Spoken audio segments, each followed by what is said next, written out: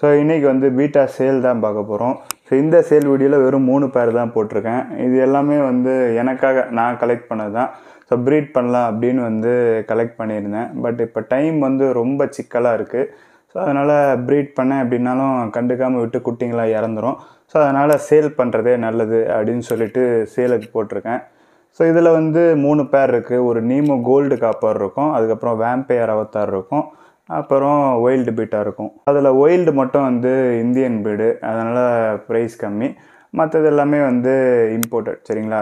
அந்த gold copper Nemo வந்து நான் எடுத்ததோட கம்மியாக தான் போடுறேன். ஏன்னா ரொம்ப நாளாக வந்து சேல் பண்ணணும்னு பார்க்குறேன், சேல் ஆக மாட்டுது. ஸோ எடுத்ததோட கம்மியாக போட்டால் ஓரளவுக்கு லாஸ் வந்து நான் கம்மியாக தவிர்க்கலாம். ஸோ அதனால் வந்து எடுத்ததோட கம்மியாக தான் போட்டிருக்கேன். ஸோ ஃபிஷ்ஷஸ் பாருங்கள், ப்ரைஸு ஷிப்பிங் சார்ஜோட எவ்வளோ எல்லாமே வந்து டிஸ்பிளேயில் கொடுத்துருப்பேன். ஸோ பே பண்ணிங்க அப்படின்னா வந்து ஃபிஷ் உங்களுக்கு புக் பண்ணிடுவேன்.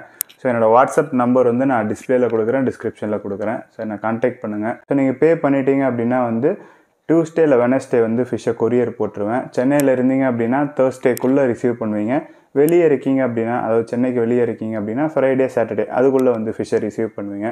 ஸோ இப்போதைக்கு வேறு எந்த ஒரு ஸ்டாக்குமே இல்லை. கப்பியில் ப்ளூ டப்பாஸ் இருக்குது, பீட்டாஸில் வேறு எதுவுமே கிடையாது. ஸோ மீன் வேணும் அப்படின்னா எனக்கு வாட்ஸ்அப் பண்ணுங்கள்.